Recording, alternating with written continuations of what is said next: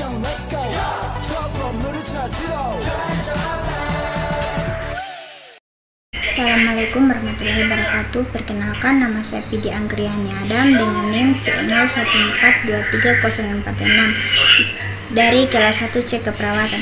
Di video kali ini saya akan menjelaskan materi dari sistem peredaran darah dari mata kuliah Pemenuhan Kebutuhan Dasar Manusia dengan dosen pengampu Ners Pipin Yunus Escape MTep. Darah yang mengalir dalam tubuh diatur oleh sistem bernama sistem kardiovaskular atau lebih akrab dikenal sebagai sistem peredaran darah.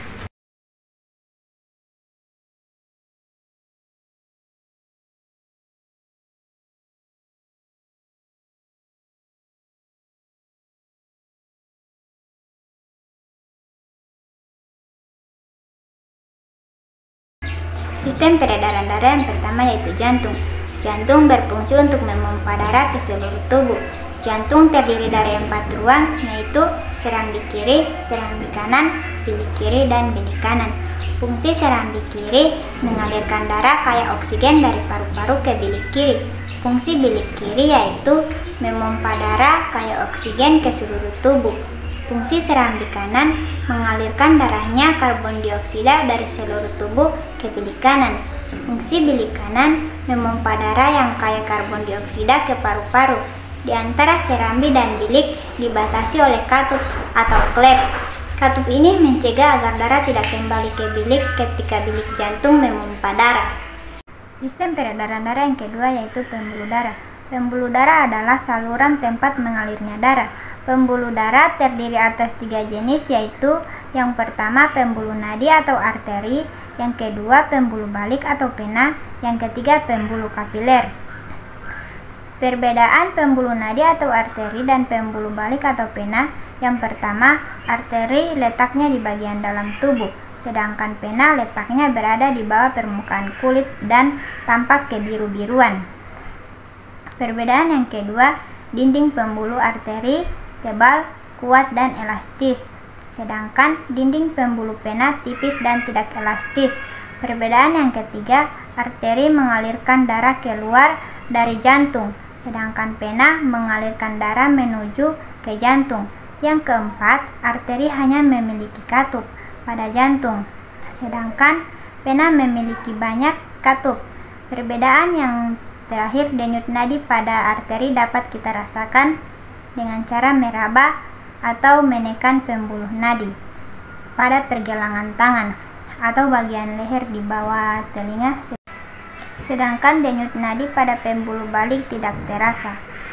Berdasarkan alirannya, darah mengalami 2 macam peredaran darah, yaitu peredaran darah besar dan peredaran darah kecil. Peredaran darah besar yaitu peredaran darah yang mengalir dari jantung ke seluruh tubuh, lalu kembali ke jantung. Urutan peredaran besar dimulai dari bilik kiri menuju ke aorta, lalu ke seluruh tubuh, kemudian ke vena, dan sampai di serambi kanan. Peredaran darah kecil yaitu peredaran darah yang mengalir dari jantung ke paru-paru, lalu kembali ke jantung. Urutan peredaran darah kecil dimulai dari bilik kanan, lalu ke arteri pulmonalis atau arteri paru-paru. Kemudian darah masuk ke paru-paru. Setelah itu darah akan dialirkan ke vena paru-paru dan sampai di serambi kiri. Sistem peredaran darah yang ketiga yaitu darah tersusun dari kombinasi antara plasma darah dan sel-sel darah. Sel-sel darah terdiri dari eritrosit, leukosit, dan trombosit.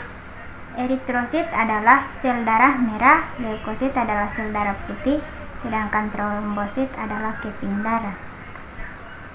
Ada beberapa fungsi darah. Plasma darah berfungsi mengedarkan sari makanan ke seluruh tubuh, sedangkan eritrosit mengangkut oksigen ke seluruh tubuh. Leukosit atau sel darah putih yaitu membasmi kuman yang masuk ke dalam tubuh. Lalu trombosit atau keping darah berfungsi menutup luka. Sekian materi tentang peredaran darah dari saya. Apabila ada kesalahan kata, tolong dimaafkan. Wassalamualaikum warahmatullahi wabarakatuh.